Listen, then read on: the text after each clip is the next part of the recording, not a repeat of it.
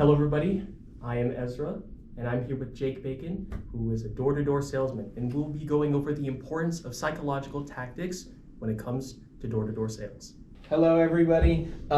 Yes, psychological tactics do play a big part in door-to-door sales. So especially when you first walk up to the door, there's a couple things you want to take note of. First, you kind of want to knock in like a pattern. You don't want to knock like the feds, like you're, that's not something we want to do out in the field. And let me say, your body language and smiling goes a very long way, okay? So I know you have some sales attempts that you had some people go out and do.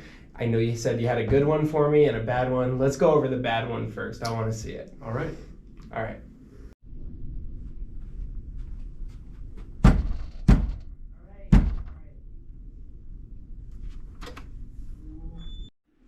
What do you want, dude? Now, Jake, what were your first impressions of the salesman? All right, so like I said, smiling and body language goes a long way, but this guy walked up, and remember how I said you don't want to knock on the door like the feds? That wasn't the feds, that was the FBI coming to break the door down. That dude knocked way too hard, and then he didn't even step back. He gave the customer no room, okay? He was up in his face, he looked unfriendly, he looked weird, it looked like he was about to rob the place. I would honestly kind of say this is already a bad sales attempt. I see why you dictated it like that. Let's see the rest. Hi. I work for a bug pest control. We kill bugs. We're killing bugs over there. Jenny's house, your neighbor. You met her? Hey there. How you doing? Yeah, I have met her before. I have my own bug guy as well. I can let him know that there's a bit of an issue or something like that. It's not too much of an issue. We're just doing some work. Just want to let you know some of the bugs might come over here for various reasons. But I could take a look at your I don't think you need to poke around in there. Yeah, I think it might just be better if you. Nah, I think you should go. It'll be really quick. I could call the cops too. Really? Yeah. You don't need to call anyone. You don't need to call the cops. I'm just trying to help you, man. I'm just. So now that you've seen the entire thing, what do you think went wrong with Ashton's sales attempt? Well, along with what he did wrong at the beginning, he actually did something else that's very wrong. Our customer asked Ashton to leave, and he kind of refused to leave. You saw him push to go for it again and again. And our customer actually threatened to call the cops, which if he would have, Ashton could have unfortunately been fined for not leaving, because once someone asks you to get off their property, you are legally obligated to out in Las Vegas. So he could have received a fine for that. And then other than that, he needed to take a step back and be less aggressive. He needed to smile more and maybe pull his hands out of his jacket pocket, because it was not a good look for door knocking. Well, it's been a pleasure, but I'm actually going to hand off the rest of this interview to my colleague, Zach. Thank you. Hello, everybody. I'll be taking over the interview from now on. How you doing today, Mr. Bacon? I'm doing good. Thank you, Zach. We already went over the bad sales attempt with me and Ezra, and I heard you have a better sales attempt for me now. So let's just get right into it.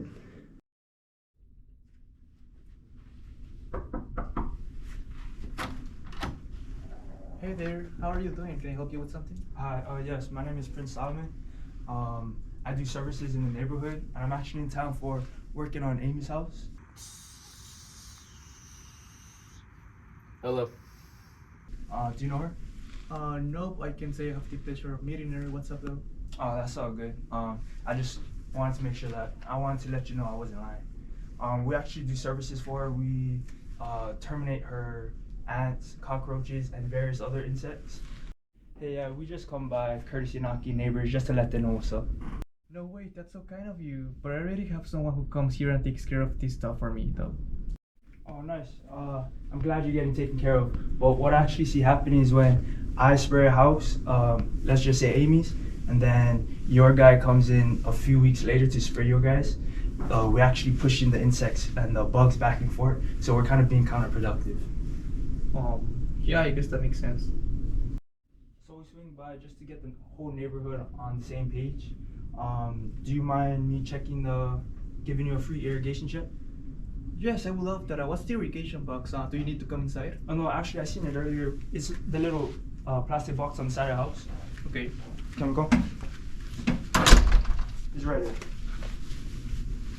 Who have you guys getting taken care from? I think they're called Terminex.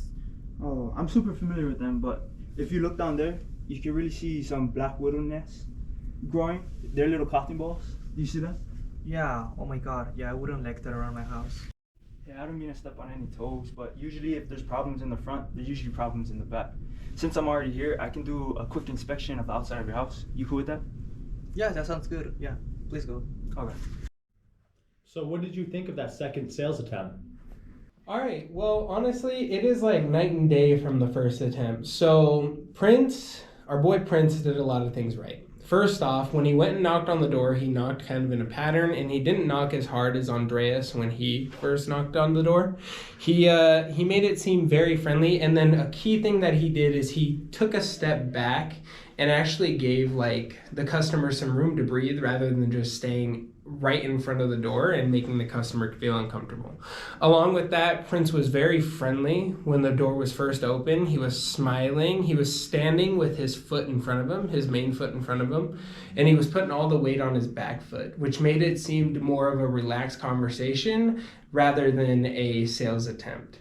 So what that does is it actually builds rapport with the customer and it makes them feel like you're more friendly and more open, and it makes them more willing to talk to you rather than them just shut the door in your face.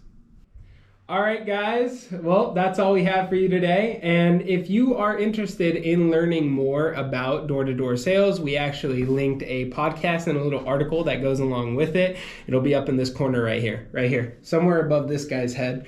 And it goes over what we talked about here, and it goes a little more in depth to what happens after you just knock on the door. Everybody, it's been a great pleasure, and I hope you have a great next semester. Thank you. Bye. Hi. I work. Dude, you're doing it. Ready? Go. You gotta speak, man. You gotta speak. It doesn't. I think it might just be better if you. I think you should go. It'll be really quick. I can call the cops too. Really? Yeah, we can get this going. Well, Jake, it has been a pleasure talking to you about this topic. However, God damn it. Well, Jake, it's been a pleasure talking with you. However, I will be handing the rest of this interview. God damn it! Well, Jake, it's been a pleasure, but I'm going to hand off the rest of this interview for my colleague, Jake.